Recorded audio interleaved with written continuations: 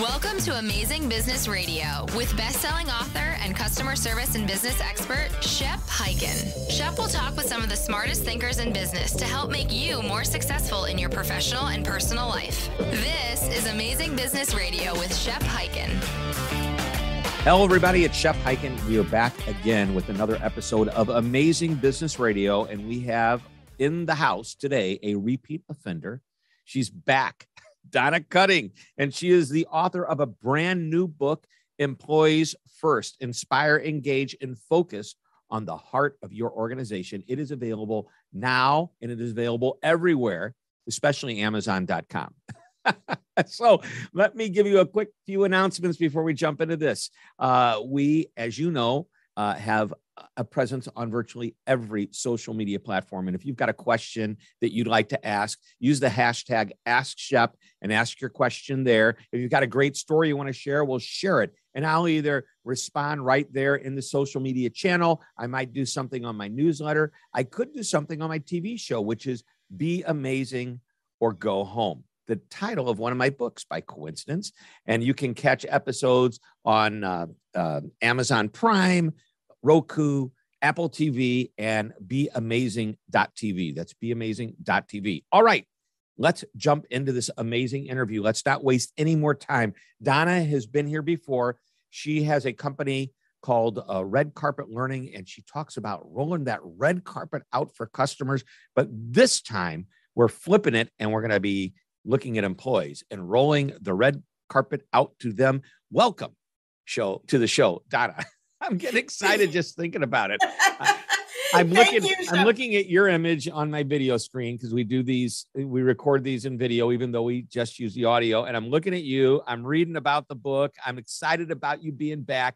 I love your work. You know that. I've been a fan of yours for years, and I'm really excited. You should know that in the 1980s, I was asked, why am I different than any other customer service speaker, trainer? And I said, because we not only focus on customers, we actually focus on internal service. We focus on employees. Mm-hmm. And here you are devoting an entire book to the employee experience. So congratulations on that. And again, welcome to the show. Thank you. Thank you. It's so good to be back. And I think I told you last time that I'll be back. Yes. That's a great title of a book. Right? Yeah, it's so great to be here. And I love what you said, because as you know, it all works together. It seems like a little flip where we're talking about employees instead of customers, but really the employee experience works hand in hand with the customer experience. Are you familiar with Herb Kelleher's conundrum, the question? Probably. I certainly know who Herb is. But Herb Kelleher, the first Southwest Airlines CEO, passed away a few years ago. He was asked the question, what's more important? The stakeholders, the shareholders, the people that invest the money, the passengers who are the customers, or the employees? And he thought about it and he said, the employees. And he called it a conundrum because he wasn't sure if he was right at the time, but he just said it off the top of his head with the explanation that if we take care of the employees, they'll engage better with the passengers who will become happy and want to fly in the airline again. And that will make the shareholders happy. So start with employees. Yeah, I mean, that's the old customer service profit chain, right? Remember that it is. It's like you start with the experience you create for your employees, and that includes supporting them in a way that with skills and knowledge and agency and all of that, so that they can take better care of your customers. And then when they do that, then you get revenue and growth and, all of that. I love that you call it the customer service profit chain. Mm-hmm. Yeah. Well, and I don't think that's my term. I think that's an old term, but that's exactly what it is. And the first link in that chain is the employee experience. So I often say, I think the title was a collaboration between me and my at Career Press, the publisher. So Employees First, I think, really came from when I pitched them, I was saying this is probably the book I should have written first, right? We should have probably focused on the employees first, because that's the foundation. Their experience is the foundation of what's going to happen for your traditional customers. So which comes first, the chicken or the egg? Which comes first, the employee or the customer? Good question there. And, I have to wonder, when somebody first decided, you know what, let's do something really good for the customer. We'll call it customer service. I don't think they were thinking about employees when they came up with that idea. But then they probably quickly realized, as I think many companies have recognized, the importance of creating the experience internally that is really a direct reflection of what you want your customers to experience. As a matter of fact, here's a great question that you've sent in your talking points. You're talking about internal customers. That's what we're talking about here. What kind of experience must you create for them in order for them to create a red carpet experience for your traditional customers? In other words, how should we treat the people? Tell us, oh great wise one. Well, all of the service behaviors maybe that you've perhaps or hopefully defined for your employees and the way they treat their customers, ding, ding, ding, those also apply to your internal customers. Right? And so start there. Start with exactly what you're telling your people to do or hoping that they will do, and really start saying, hey, do we do this when we walk down the hall? Or assuming you're not a remote company at this point, but when we walk down the hall, are we looking people in the eyes? Are we smiling? Are we being responsive? Are we listening? You'll read that a lot in the book. I'm really big on the listening to your people in a way that you never have before, especially now. But then also so you're modeling what excellent customer service is. And then giving them confidence by creating opportunities for them to increase their skills, giving them agency so that they're empowered to help the customer, and also creating a culture where they feel safe to speak up, safe from things like bullying and harassment, and an inclusive customer where inclusive culture where their voice is heard. So I could go on and on and on about this, but the bottom line is, think about how you want them to treat your customers and flip it and say, are we treating our people that way? I have my employee golden rule, as I call it, which is, and the golden rule, there's several versions. It's not the one, he who has the gold makes the rules. That's a golden rule, but not the one we're talking about, or she who has the gold. But, everybody remembers when we're growing up, do unto others as you want done unto yourself. And I flipped it around a little bit and I said, do unto your employees as you want done unto the customer.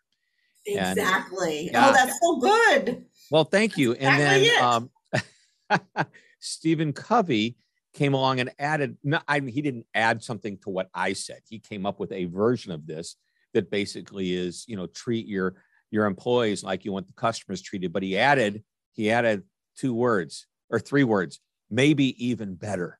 Yes. Isn't that powerful? Yes. Yeah. Because when you think about it, especially you look at like so many people who work for an hourly wage, so my whole thing is about rolling out the red carpet, right? They've, in many cases, have never received that level of red carpet service. So how do you teach someone who's never experienced that to give it? And it starts with giving it to them, like let them know what it feels like to be treated like a star, like royalty to that. And you talk about doing this from day one, which has to do with your onboarding techniques and how you bring somebody in, roll out the red carpet starting on, I think the chapter is called Roll Out the Red Carpet on Day 1. So let's chat about that for a few minutes. Yeah. So important. And even especially now. So we're, as we're recording this, we're still going through what's been coined the Great Resignation, and there are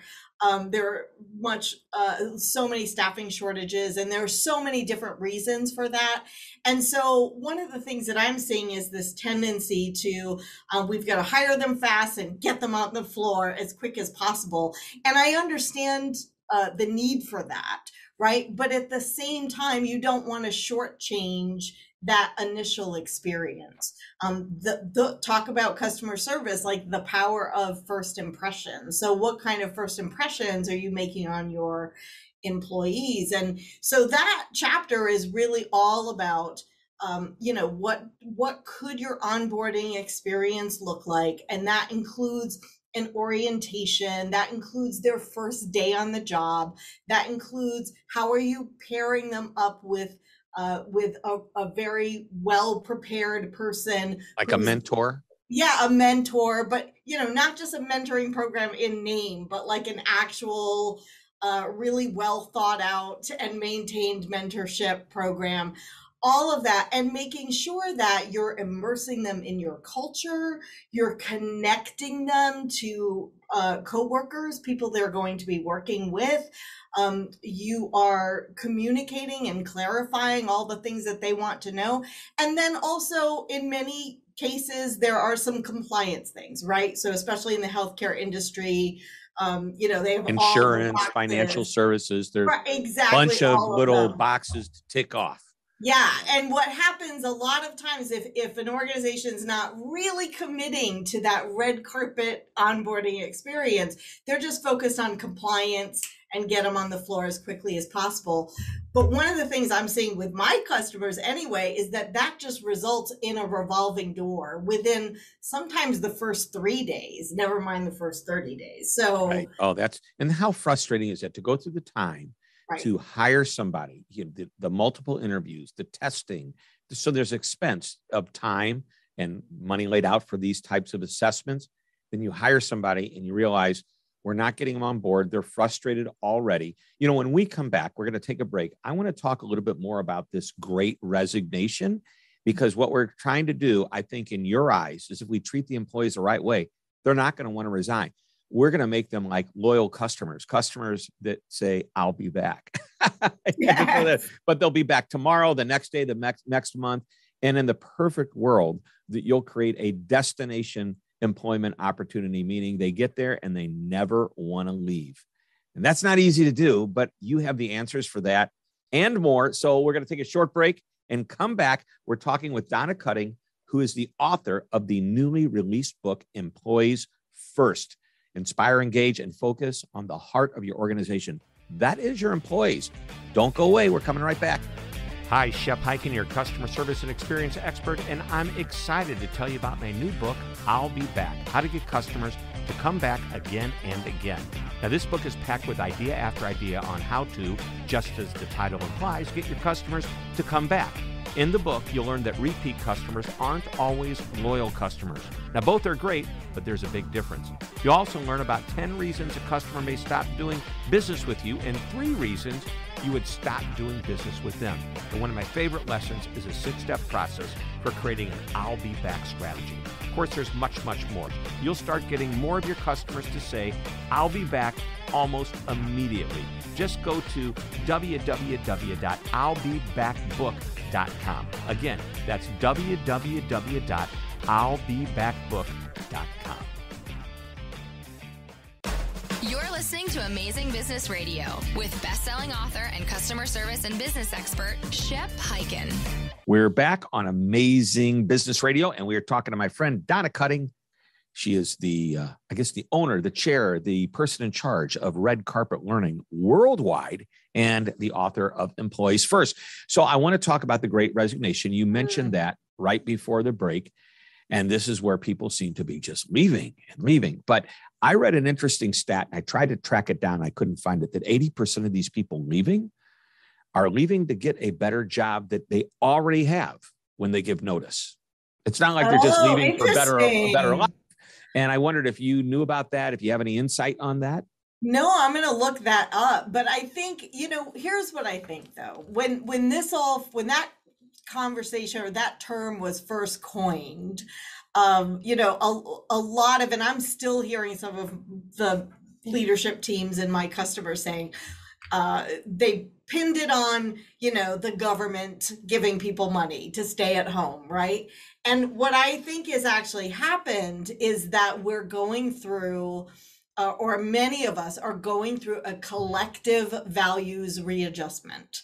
That's what the pandemic brought to us. And so that's why you're seeing so many. I mean, Shep, I can't tell you how many, like it's maybe 10 times the number of customers, relationships that I have where people are emailing me and saying, oh, by the way, I just retired, I'll be leaving. And so I'm seeing a lot of people where normally that was like once a year, right? So I'm seeing a lot of people retiring early.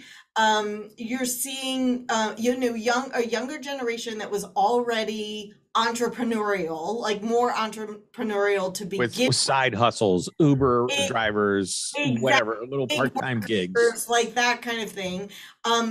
So many women leaving the workplace, although I did read recently an article saying that, most of us women are planning on coming back to the workplace. But so there's so many different factors.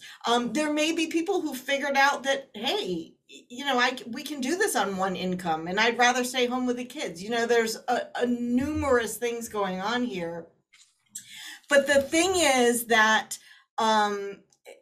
is whether people come back in droves at some point or not, what you said earlier about creating becoming a destination employer, right? I just love that term because there are so many factors that people don't have control over.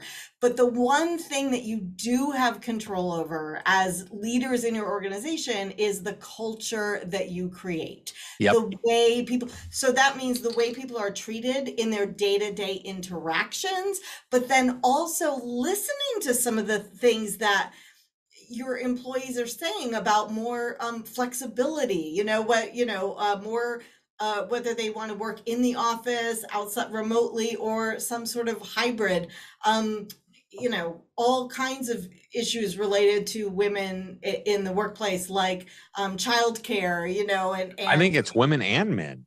Women and men, exactly. Right. So like not just maternity leave for women, but paternity leave, the whole, like all of it.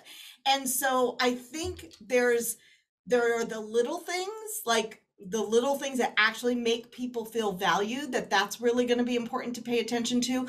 But there's also going to be a great restructuring of the workplace, and the organizations that are going to come out on top are the ones who are in front of that now, who are open to making those changes. I'm really fascinated. I read every day. I read articles, and I read this one particular group of articles. There's 3 a day that come out. It's by Retail Wire. Are you familiar with Retail Wire? I am, yeah. Yeah. So I think retailwire.com, and anybody can subscribe. I make it a point to try and comment on at least one, if not 2 or 3 of the articles, just to keep my head always in the game.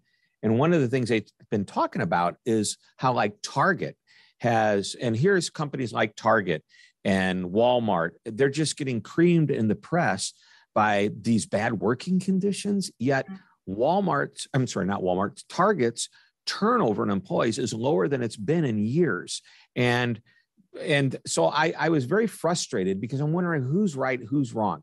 I'm in an Uber recently, and the guy works for Amazon, and this is just a little side gig that he has to make a little bit extra money.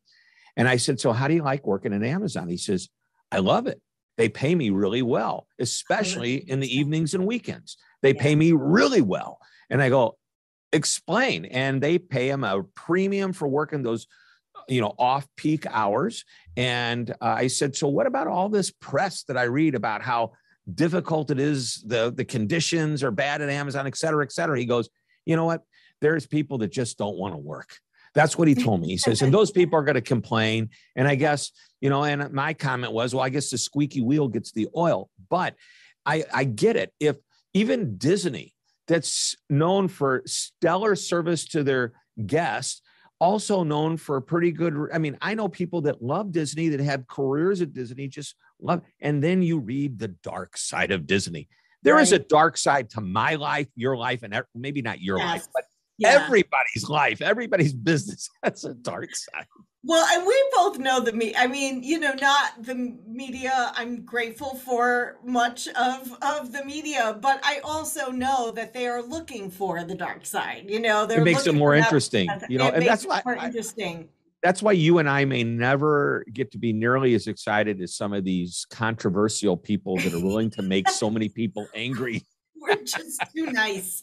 We're the customer service people, right? That's right. We want harmony and peace with everybody. That's what I tell my guests, even when I have somebody that's somewhat controversial, I assure them I am not going to say anything or ask you a question that is going to make you feel uncomfortable. My goal is to extract information that the audience will enjoy and learn from, and we can learn from everybody. I just recently, I don't know if you know, I have a TV show. Well, I mentioned it at the top of the show. It's really amazing or go home. And I've now had, 2 guys that have been in prison on the show. And I'm going to have a third one. I have this guy in my target. I'd like him to come into the show.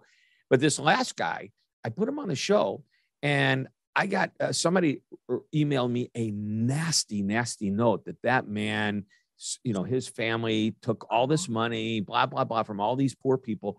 And I said, you're right. He did. And if you read his story, you'll understand that he admits his guilt because he was brought into this at a time where it was already too late, and he could have said no, but he didn't. Okay.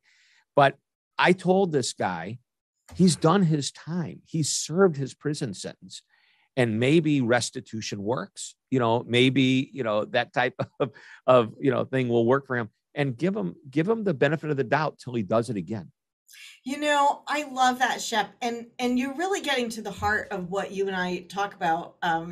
Because, people will say to me, you're so passionate about customer service. And honestly, I would sit there and I think about that. I'm like, I'm not sure I'm that passionate about customer service. What I'm passionate about is the way we treat each other.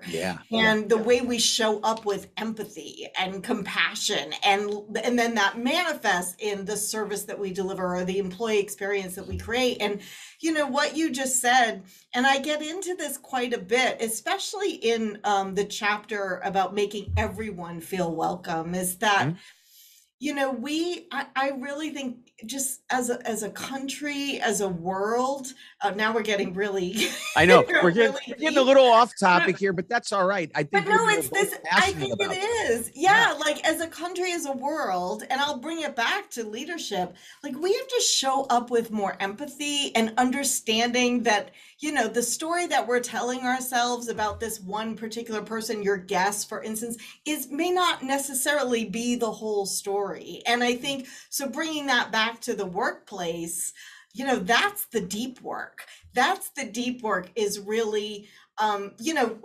empowering leaders and helping them to first, really do some self-reflection and getting more in touch with their empathetic side is the number one skill that they're saying for leadership right now. Is their empathy. Empathetic side. Yep. Yeah, empathy. And what does it really look like to respect your employees? And so that's the deep work. That's not a Band-Aid, And just so everyone knows, empathy is not like a touchy-feely, lovey word. It's true.